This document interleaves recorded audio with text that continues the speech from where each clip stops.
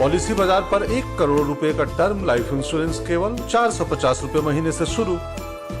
वाव! City centre में आपका स्वागत है। मैं हूं ताबिश हुसैन और दिल्ली में इस एमसीडी सिविक सेंटर के बाहर हम इस वक्त मौजूद हैं। यहां पर आज एमसीडी के मेयर को चुना जाना था, लेकिन पार्षदों के शपथ ग्रहण में ही इतना हंगामा आज हुआ कि कार्रवाई को स्थगित करना पड़ा। दरअसल मनोनीत पार्षदों के पहले शपथ ग्रहण को लेकर आम आदमी पार्टी और बीजेपी में ठन गई और उसको लेकर आज जबरदस्त हंगामा यहां पर देखने को मिला। अब मेयर के चुनाव के लिए अगली तारीख का जो है इंतजार यहां पर रहेगा। क्या कुछ आज हुआ, क्या वजह रही इस हंगामे की, शरद शर्मा की रिपोर्ट आप देखिए।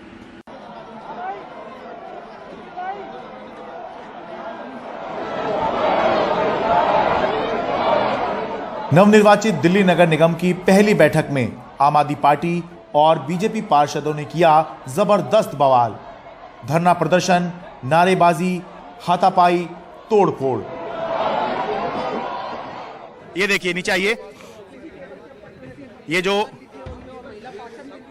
दोनों तरफ के जो लोग थे उनमें खूब जोर आजमाइश भी हुई और ये देखिए ये देख के आप समझ जाएंगे कि क्या स्थिति यहाँ रही होगी। तो आज हम लोग सदन में शपथ लेने के लिए जा रहे थे, तो उस समय पर बीजेपी के जो एल्डरमैन इन्होंने बनाए, जो गुंडे इन्होंने भेजे हैं, वो जबरन तरीके से उनको वोटिंग राइट देना चाहते हैं मेयर डिप्टी मेयर के लिए, जबकि हाउस के अंदर ये कानून है कि जो भी एल्डरमैन को वोटिंग राइट नहीं है। अच्छा। और उसी बात को हमने जब वहाँ पे रखा कि भाई मेयर और डिप्टी मेयर के लिए वोटिंग नहीं है, राइट नहीं है इनको, तो उन्होंने सभी लोगों ने मिलकर मेरे साथ हाथापाई की और जो मोमेंटो से शपथ लेते हैं, हाँ। उस मोमेंटो से मेरे को मारा, सर पे मारे थे, कांच मेरे हाथ में घुस गया, मैंने हाथ ऐसे किया। दोनों ही पार्टियों के पार्षदों को चोटें आई। दोनों ने एक दूसरे पर गुंडागर्दी का आरोप लगाया।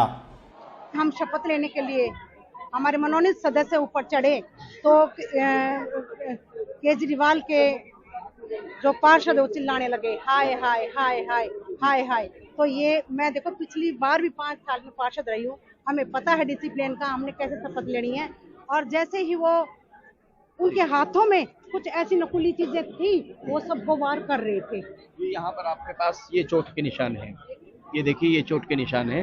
कौन सही कौन गलत जवाब तस्वीरों में भी है और तय किए गए लिए गए फैसलों में भी। वैसे भी एक हाथ से चुटकी ही बज सकती है, पर यहाँ तो ताली बजी है। दरअसल शुक्रवार सुबह सदन की कार्यवाही शुरू होते ही पीठासीन अधिकारी और बीजेपी पार्षद सत्या शर्मा ने निर्वाचित पार्षदों से पहले उन 10 मनोनीत पार्षदों को शपथ दिलाने की घोषणा कर दी, जिसको लेकर अरविंद केजरीवाल उपराज्यपाल को चिट्ठी लिख चुके हैं और जिनकी नियुक्ति को असंवैधानिक बता चुके हैं। बस फिर क्या था, आम आदमी पार्टी पार्षद मंच पर चढ़ गए, पीठासीन अधिकारी को घेर लिया, कार्रवाई रोक दी गई। बीजेपी पार्षदों ने आपके इस हंगामे का जवाब दिया। घंटों तक बस ऐसे ही हंगामा चलता रहा। आम आदमी पार्टी का आरोप है कि मामला केवल शपथ दिलाने का नहीं था, बल्कि बीजेपी इन मनोनीत पार्षदों को शपथ दिलाने के बाद वोटिंग का अधिकार भी देने की फिराक में थी, जो कि असंवैधानिक था। शपथ तो तुम इनको अपने एलजी साहब अपने घर में दिला ले, हाँ। हमें कोई फर्क नहीं पड़ता, मगर समस्या ये है कि अब ये इनकी वोट दिलवा रहे हैं बेईमानी से। अगर ये एमसीडी पे कब्जा करना चाहेंगे तो हम इन्हें करने को ही ना देंगे। हम कोई कांग्रेस नहीं है कि इनकी गुंडागर्दी ये करेंगे और हम इनकी गुंडागर्दी चलने देंगे। हम हाउस नहीं चलने देंगे, मगर सदन के अंदर आप चाहें कि आप कॉन्स्टिट्यूशन को आग लगा दें तो ऐसे तो नहीं होगा। आम आदमी पार्टी के इस आरोप पर बीजेपी साफ तौर पर नहीं बोल रही है। जैसे हाउस की कार्रवाई शुरू हुई और हमने शपथ का कार्यक्रम शुरू किया तो उन लोगों ने हंगामा शुरू कर दिया।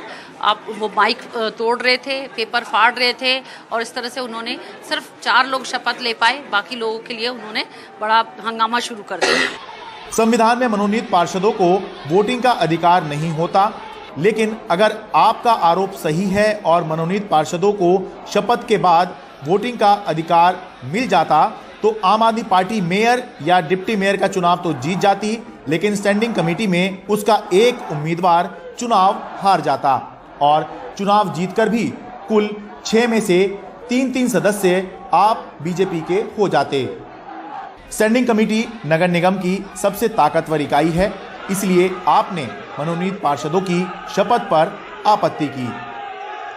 दिल्ली में आम आदमी पार्टी की सरकार है। नगर निगम चुनाव आम आदमी पार्टी ने जीता है और इस समय सबसे बड़ी संख्या में नगर निगम में पार्षद आम आदमी पार्टी के ही हैं, जबकि बीजेपी की केंद्र में सरकार है। उपराज्यपाल बीजेपी सरकार की तरफ से ही दिल्ली के अंदर अपॉइंट किए गए हैं और विपक्ष में बीजेपी अगर है भी तो भी उसके पास पार्षदों की अच्छी खासी संख्या है। यानी कि ये दो मजबूत पक्षों की इस समय लड़ाई चल रही है और इसीलिए चर्चा ये चल रही है कि अगले 5 साल भी अगर वैसी ही तस्वीरें देखने को मिले जैसे कि आज इस नगर निगम हेडक्वार्टर में देखने को मिली हैं तो कोई बहुत ज्यादा हैरानी की बात नहीं होनी चाहिए। दिल्ली से अपने कैमरा सहयोगी संजय कौशिक के साथ मैं शरद शर्मा, एनडीटीवी इंडिया। कंझावाला कांड में पुलिस ने अब तक 7 लोगों की गिरफ्तारी की है। इसमें मुख्य आरोपी अमित के भाई अंकुश को भी गिरफ्तार किया गया है। इसके अलावा 2 और आरोपी बनाए गए हैं। कौन है ये 2 आरोपी, क्या है इनकी भूमिका, रविशंजन शुक्ला की रिपोर्ट आप देखिए। पीड़िता को कुचलने के बाद कार को खड़ी करने आए आरोपियों की ये सीसीटीवी फुटेज सामने आने के बाद अब आशुतोष को भी गिरफ्तार कर लिया गया है। हम रोहिणी में डी ब्लॉक के उस इलाके में पहुंचे जहां से कार बरामद हुई थी। अब हम उस जगह पर पहुंच गए हैं जहां पर आशुतोष दीपक और एक अन्य शख्स के साथ में बात करते हुए दिख रहा है।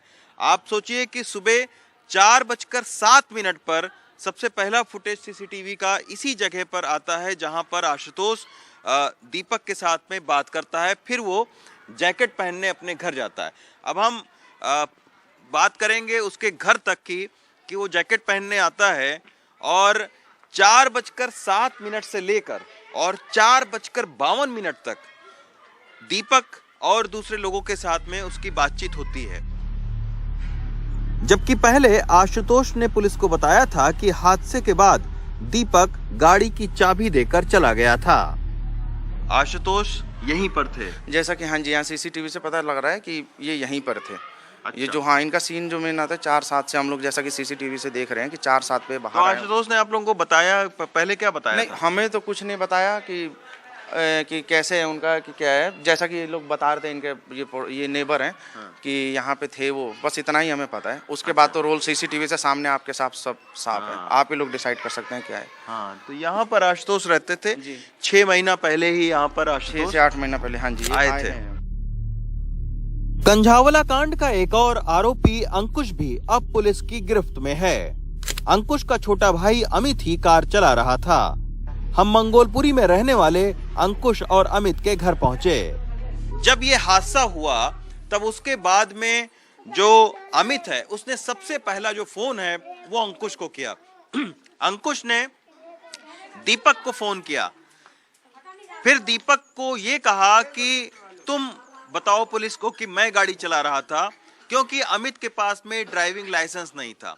तो उसके बाद में दीपक ने पुलिस को गुमराह किया और दीपक ने पुलिस को ये कहा कि गाड़ी वो चला रहा था। जब बाद में मोबाइल लोकेशन मिली तो पता चला कि दीपक अपने उस वक्त घर मौजूद था। अंकुश ये बताया जा रहा है कि वो ग्रामीण सेवा चलाता था। हाँ जी, ग्रामीण सेवा चलाता था। ग्रामीण सेवा, हाँ।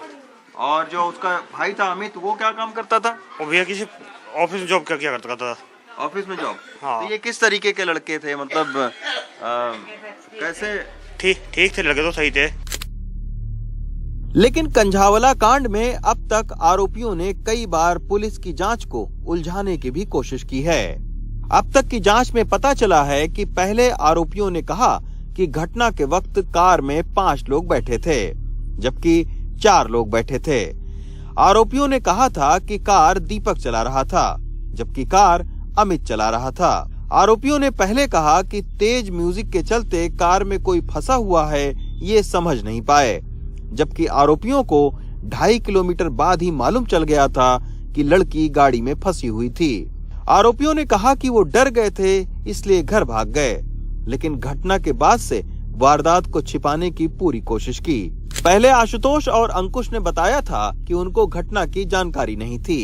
इसमें जो 2 नाम आए हैं नए हमारे एक्यूज्ड हैं, एक जो एक्यूज्ड है उसका भाई है ये, तो उन्होंने ये देखते हुए कि इसके पास ड्राइविंग लाइसेंस नहीं है और ये एक एक्सीडेंट का ही केस है, किसी दूसरे आदमी को सजेस्ट किया कि तुम कहो कि कि मैं गाड़ी ड्राइव कर रहा था।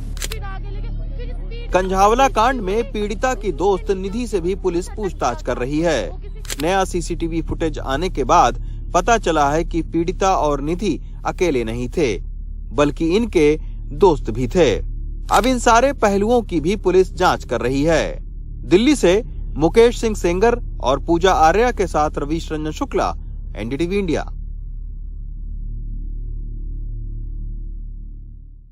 उत्तराखंड के जोशीमठ में मकानों और जमीन में दरार आने से हड़कंप मचा हुआ है।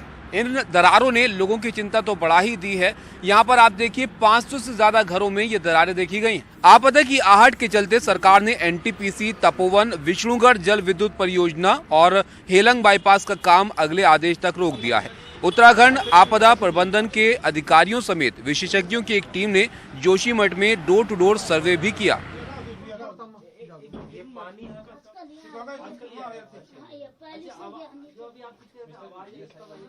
जोशीमठ में क्या है हालात, इसका जायजा लेने के लिए हमारी सहयोगी तनुश्री जोशीमठ पहुंची हैं। उनकी ग्राउंड रिपोर्ट आप देखिए, वो बता रही हैं विस्तार से कि किस तरह वहां पे दरारें जो हैं वो नजर आ रही हैं जमीन में और घरों में, और लोगों की चिंताएं क्या हैं। हम लोग इस वक्त पे जोशीमठ पे है, जो 6000 फीट पे स्थित है चमोली डिस्ट्रिक्ट के उत्तराखंड में। और अब मैं आपको जो दिखाने जा रही हूँ, आपको वो बहुत भयभीत करेगा, क्योंकि जोशीमठ जो कि हमारा भारत का एक सेक्रेड टाउन माना जाता है, उसमें बड़ी बड़ी दरारें आने लग गई हैं। और ये दरारें सिर्फ घरों में नहीं, रोड्स पे, होटल्स पे, सभी घरों में मोटी मोटी दरारें आ रही हैं और जमीन उखड़ना उधड़ना चालू हो गई हैं। आप देख सकते हैं क्या स्थिति है। ये एक महिला का घर है यहाँ पे।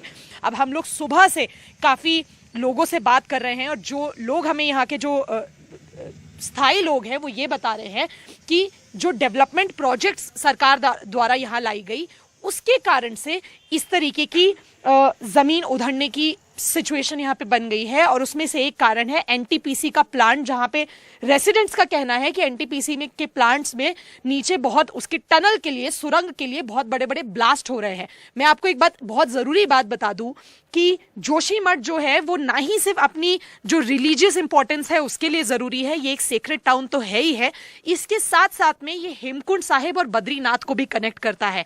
उसके साथ साथ में ये एक बहुत ही सेंसिटिव एरिया है। ये एक जोन 5 सेस्मिक जोन है। सेस्मिक जोन का मतलब होता है यहाँ पे एक बहुत बड़ी रिस्क है अर्थक्वेक आने के लिए। आपका घर है? हाँ जी। तो इतनी बड़ी बड़ी दरारें आ गई हैं, पूरे दीवारों पे दरारें हैं, आप लोग कैसे रह रहे हैं? रह रहे बेटे, हम बाहर रात को बाहर निकल रहे। रात को बाहर रहते हैं? है ना, वैसे दूसरा घर है जी, होटल का घर है बच्चों का। ये तो अब अपना घर था हमारे। तो अब आप लोग को डर नहीं लग रहा है? अब लगेगा आप दूसरी जगह का, दूसरे परिवार के यहाँ जाएंगे, दूसरे परिवार के। तो इस तरीके से कभी सड़क पे रह रहे हैं, कभी घर पे रह रहे हैं। हाँ। सरकार ने कोई अभी तक मदद नहीं करी? खाली ऐसे ही आ रहे लोग, बस पूछने आ रहे हैं। कोई किसी ने कोई मदद नहीं अभी कुछ नहीं, अभी कुछ नहीं। अच्छा ना। तो आपको क्या लगता है कि क्या दादा, क्या कारण है कि इस तरीके से हो रहा है? मुश्किल है सरकार की तरफ से, कुछ नहीं मिलेगा, खाली आश्वासन मिलेगा और बाकी कुछ नहीं। आप देखिए ये जो होटल है जिसका नाम है मलारी इन, ये होटल पूरे तरीके से दूसरे एक बिल्डिंग पे, अपनी पास वाली बिल्डिंग पे पूरे तरीके से झुक चुका है। दरारें इतनी बड़ी हैं, तो आपको दरारें भी दिख सकती होंगी यहाँ से। सड़क पे इतनी बड़ी दरारें हैं कि पूरा जो होटल है वो पूरा का पूरा होटल दूसरी बिल्डिंग की तरफ झुक गया है। और ऐसी स्थिति में जितने भी लोग होटल में रह रहे थे उनको खाली करवा दिया गया है। होटेलियर्स का कहना है कि अभी तक हमें सरकार की तरफ से कोई मदद नहीं मिली है। पर आप देखिए, आप ग्राउंड पे भी देखिए कि जो सड़क है, जो सबसे मेन सड़क है जोशीमठ की, उसमें भी इतनी बड़ी बड़ी दरारें हैं। मुख्यमंत्री हैं धामी जी, वो कल एक्सपेक्टेड है जोशीमठ में आने के लिए। पर सबसे जरूरी सवाल अब ये है कि सरकार किस तरीके का एक्शन लेगी, क्योंकि ये एक बहुत ही भयावह स्थिति है ग्राउंड पे, जहां बड़ी बड़ी दरारें आ रही हैं। ना ही सिर्फ घरों में, रोड्स पे, होटल्स में, पूरी दीवारों पे बड़ी बड़ी दरारें हैं। तो सबसे जरूरी सवाल अब ये है कि उत्तराखंड सरकार, भारत सरकार अब जोशीमठ को बचाने के लिए क्या लेगी। कैमरा पर्सन सुशील राठी के साथ मैं तनुश्री पांडे, एनडीटीवी इंडिया। महाराष्ट्र के यवतमाल में सरकारी अस्पताल में डॉक्टर पर हुए जानलेवा हमले के बाद यवतमाल में डॉक्टर हड़ताल पर हैं और इसके विरोध में मुंबई सहित राज्य में बाकी सरकारी अस्पतालों के डॉक्टरों ने काला फीता पहनकर इसको लेकर नाराजगी जाहिर की है। और इस बीच एक बार फिर से डॉक्टरों की सुरक्षा को लेकर चर्चा शुरू हो गई। खून से लथपथ ये डॉक्टर सेबेस्टियन हैं। ये अस्पताल में भर्ती मरीज का इलाज करने आए थे, लेकिन मरीज ने इन पर ही चाकू से हमला कर दिया। साथ में आए डॉक्टर अभिषेक झा भी जख्मी हो गए। यवतमाल के वसंतराव नाइक सरकारी अस्पताल में हुई इस वारदात के बाद से सभी 300 रेजिडेंट डॉक्टर गुरुवार शाम से ही हड़ताल पर हैं। डॉक्टरों ने इमरजेंसी सेवा भी बंद कर दी है। इनका कहना है जब खुद बचेंगे तब तो मरीजों का इलाज करेंगे। आज जो भी अटैक किया गया है वो पेशेंट की वजह से किया गया है। पेशेंट नॉर्मल पेशेंट आके मार के जा रहे हैं, तो हम क्या उधर मार खाने के लिए रुके? नहीं ना, हम ना इसलिए स्ट्राइक कर रहे हैं, इसलिए इमरजेंसी सर्विसेज बंद किए। मांगे ये कि हमें एक अच्छी सिक्योरिटी चाहिए। यहाँ पे मतलब गार्ड्स, पुलिस वगैरह की बहुत कमी है, जिसके वजह से रेसिडेंट सफर कर रहे हैं। पुलिस के मुताबिक आरोपी सूरज ने इसके पहले खुद को चाकू मारकर जख्मी कर लिया था। उसे इलाज के लिए अस्पताल में भर्ती किया गया था। फल काटने वाले चाकू से अटैक किया था। ये जो पेशेंट था ये एडमिट इसलिए होता कि इसने पहले खुद को मार लिया था एक दिन पहले, इसलिए पेशेंट यहाँ पे एडमिट हुआ था। ये वाकया होने के बाद में मैं खुद वहाँ पे गया, मेरा पूरा स्टाफ वहाँ पे गया। आरोपी को हमने अरेस्ट किया है और रिलेवेंट सेक्शन में उसके ऊपर गुना भी दाखिल किया है। डॉक्टर पर हमला यवतमाल के अस्पताल में हुआ, लेकिन उसका असर पूरे महाराष्ट्र के सरकारी अस्पतालों में होता दिखा। Maharashtra association of resident doctor के तकरीबन 7,000 डॉक्टरों ने अपने अपने अस्पतालों में काला फीता पहनकर विरोध जताया। हमारी तो मांग रहेगी कि हर एक कॉलेज में मेटल डिटेक्टर ये सब सिस्टम चालू होना चाहिए। साथ ही में जो MSF के जो जवान हैं उनको बढ़ा के जो कुछ भी अपन सिक्योरिटी के पर्पज से कर सकते हैं वो भी करना चाहिए। और पेशेंट हो वार्ड में ऐसे कुछ भी जो घातक है, जैसे चाकू हो, ये ऐसे जो हथियार है ये नहीं जाना चाहिए। इसकी कॉलेज प्रशासन हो या ऊपर से ऐसी एक कॉमन गाइडलाइन निकाल के हम ये करना चाहिए कि बाबा ऐसा नहीं होना चाहिए बार बार। इस तरह की घटनाएं नहीं होना चाहिए। जैसे हॉस्पिटल में भी सिक्योरिटी के कुछ इश्यूज हैं पहले से भी, और यवतमाल में भी पिछले साल में इस तरह का सेम इंसिडेंट हुआ है। उस टाइम पे भी स्ट्राइक की थी। स्ट्राइक करने के बाद भी अभी 2 साल में दूसरा इंसिडेंट है। यवतमाल अस्पताल में डॉक्टर पर हुए हमले ने एक बार फिर से डॉक्टरों की सुरक्षा को जो चिंता है उसको बढ़ा दी है। फिर से एक बार डॉक्टरों ने मांग की है कि जो भी उनकी सुरक्षा व्यवस्था है वो पुख्ता तौर पर की जाए, ताकि वो सुरक्षित वातावरण में मरीजों का इलाज कर सके। मुंबई से कैमरामैन अशोक माडिक था, सुनील सिंह, NDTV इंडिया। बेंगलुरु के एक मंदिर से एक हैरान करने वाली घटना सामने आई है। यहाँ पर मंदिर के एक कर्मचारी ने एक महिला को पीटा और फिर उसको घसीटते हुए मंदिर से बाहर ले गया। ये घटना 21 दिसंबर की है, लेकिन महिला ने गुरुवार को ही पुलिस में शिकायत दर्ज करवाई है। शुरुआती जांच में सामने आया है कि महिला भगवान वेंकटेश्वर की मूर्ति के पास बैठना चाहती थी, जब पुजारी ने महिला को वहां बैठने की इजाजत नहीं दी, जिसके बाद महिला ने पुजारी के ऊपर थूक दिया। इसके बाद मंदिर के कर्मचारी ने महिला की पिटाई कर दी। एयर इंडिया की न्यूयॉर्क से दिल्ली आ रही फ्लाइट में नशे में धुत होकर महिला पर यूरिनेट करने वाले शंकर मिश्रा की मुश्किलें बढ़ती जा रही हैं। वेल्स फार्गो में काम करने वाले शंकर मिश्रा को कंपनी ने निकाल दिया है। शंकर मिश्रा तभी से फरार है और उसके खिलाफ लुकआउट नोटिस जारी किया जा चुका है। दिल्ली पुलिस ने उसकी तलाश में कई टीमें भेजी हैं। ये घटना 26 नवंबर की है। दिल्ली पुलिस ने इस फ्लाइट के सभी 8 क्रू मेंबर्स को पूछताछ के लिए बुलाया है। 4 क्रू मेंबर्स का बयान दर्ज हो चुका है। 2 पायलट और बाकी क्रू मेंबर्स का बयान दर्ज होना बाकी है।